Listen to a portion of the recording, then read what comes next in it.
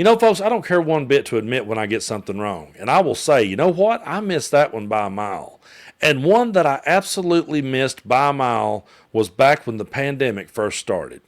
We were going into our fourth year of the Trump administration, and it was an absolute disaster, just like we knew it would be. And we're sitting there thinking, man, it can't get any more hopeless. Could we please find somebody to run against this guy so we can restore some sanity back into the world? And then along comes the pandemic. And I said to myself, I said, you know, this is terrible. This is a terrible thing. But maybe might be the very thing that brings us together. Because your health isn't political. Health isn't Democratic or Republican. Health isn't progressive or liberal or atheist or Christian. It's none of those things. It's something that affects us all. And if this is something that could get us all sick, if this is something that could absolutely, affect all of our lives and our loved ones' lives, nobody wants to get sick. I remember saying, well, nobody wants to get sick. So surely to goodness we'll be able to come together on this one. And boy, did I miss that one by a mile. What I see next was a president completely drop the ball on that. What I see next was people over the years become so radicalized over it. And it's truly scary when you look back at it and think about just how radicalized some people became. There were people who I thought were on our side. There were people who I thought were closer to aligning with our beliefs, and they went radically in the opposite direction because they bought into every conspiracy theory, every kind of lie, every kind of bullshit. And we had a president who was telling us, oh, don't worry, it'll be over by Easter. Oh, don't worry, this virus hates heat. Oh, don't worry, just drink some bleach. It was. Maybe I know someone's going to say, he didn't say drink bleach. Well, what he said was perhaps we could run some bleach through there. I mean, it's ridiculous, the stuff that happened. And it's a very hard subject for me to talk about because it's very personal to me. I lost two people that I cared very much about. I buried their ashes myself. And they were two people who bought into that bullshit that it was a hoax. They were the people that bought into the bullshit that they heard on these podcasts.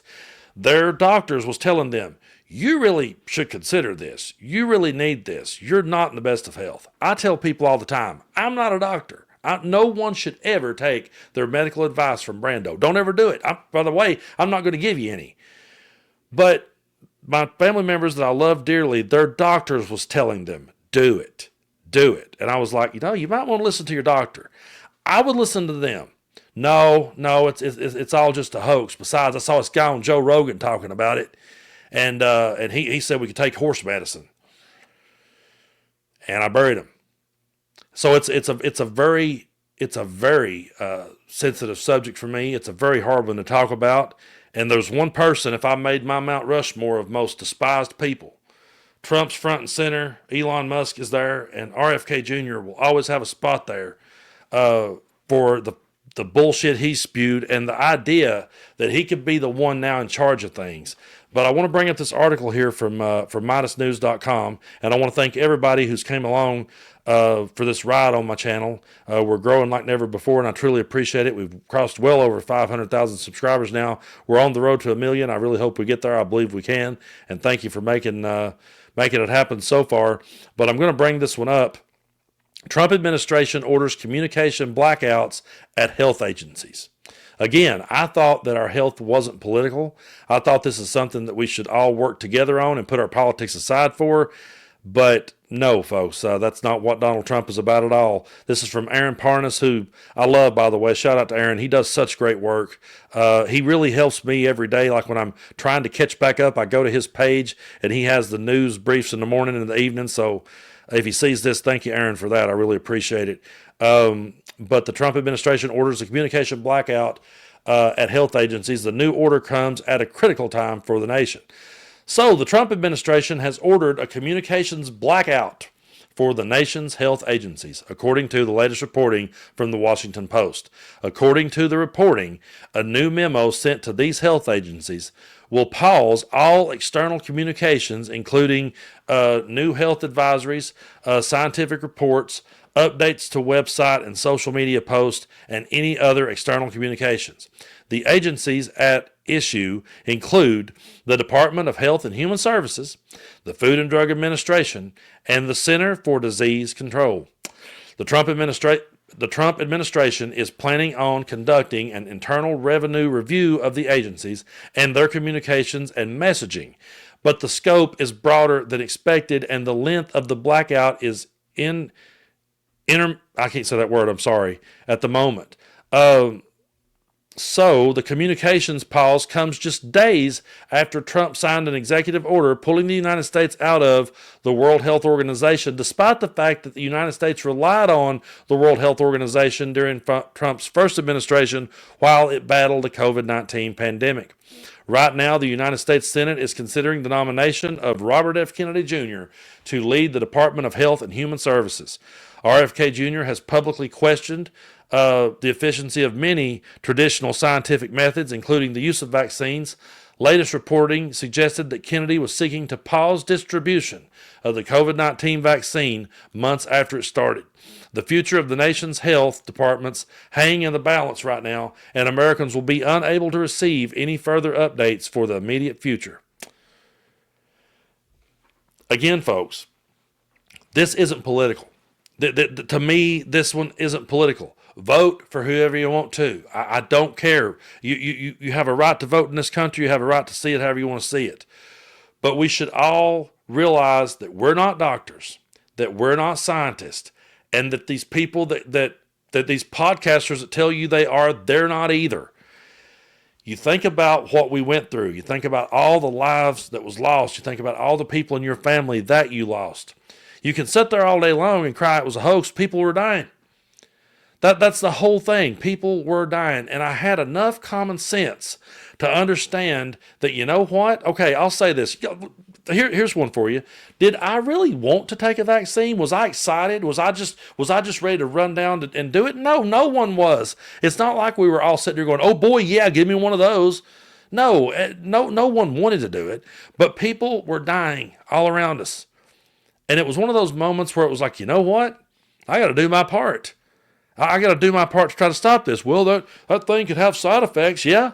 So could peanut butter. So could strawberries. If they came out tomorrow and said strawberries could cure cancer, that'd be great. But you would hand strawberries to somebody who would suddenly, swell up with hives and not be able to talk. They would have a reaction to it. You could say that about anything. That's not a good talking point to me to say, well, it could cause. Of course, everything can. Everything can affect everyone differently. But this idea that we were just going to sit back and do nothing and listen to people like Trump, demonize doctors and demonize scientists. And then you got people, on a forklift at work, and I drove a forklift, by the way, when I say that. It's not a knock on forklift drivers. I actually kind of miss doing it. I enjoyed it. But you got people at work just riding on a forklift. Yeah, I heard somebody on a podcast. Yeah, but who is that person? What credentials do they have? What kind of bullshit are they spreading? And I can tell you the truth, when I was lowering my two loved ones in the damn ground, I said under my breath, fuck these people. Not the people I was burying, the people that put them there, the people they listened to. It was like fuck all these people that spread all this lies and bullshit, and now I'm having to lay two people down. I've never got over it. I'll never forgive it, never forget it. We've had the debate here on the channel about forgiveness and how people view it. And I understand the argument that sometimes you have to do it for yourself. Sometimes you have to put things in their place for yourself. But when people are still out there doing it, and they're still out here spreading this bullshit, they're still out here spreading and denying everything, it's not something that I can just let roll off me. It's not something that I can just give them a pass for. Oh, well, some people like Trump, some people like Kamala. It ain't that simple. Some people's Democrats, some people's Republicans. It's not that simple. It's not that simple. It's just so, to see him come in, do just what he said he would do. I'll be a dictator on day one. I'll go for it. Well, you can't. I mean, he definitely has. Not listening to anybody. And he's not an expert in any of these fields, no matter how much he tells you. I am the smartest. I know all about this. No, dude, you don't. Sit down. You don't know what you're talking about. I don't know what I'm talking about when it comes to it either, but I know that I'm going to listen to someone.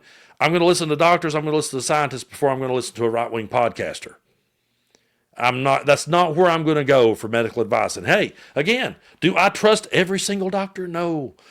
I've got second opinions before. I have went out and go, oh, hold on a minute. Let me have a second opinion. Hold on a minute. I don't know if this medicine's right for me. Hold on a second. I've said all of those things. But I ain't went down to the pawn shop and said, hey, what you got for me, buddy? It's stupidity on a level that reminds me of the movie Idiocracy. I know you guys have seen it. Or if you've not seen it, and you do watch it, you'll say, dang, that was a documentary. That was a prophecy. But a guy gets frozen in time. And he's frozen in time for 500 years. He's just a dude of average intelligence. And then all those years later, they unfreeze him. And when he wakes up, the world is just destroyed. It's just a big garbage dump. There's no crops. The only water they got's in the toilet. They're drinking an energy drink called Brando. And they're all just speaking gibberish to the point that they can't even make sense out of him and he can't them either. They got a porn star and a wrestler for a president. And it's like, I used to say to myself, well, how did they get there? You know, they could make a prequel to this movie and show us how it all came about.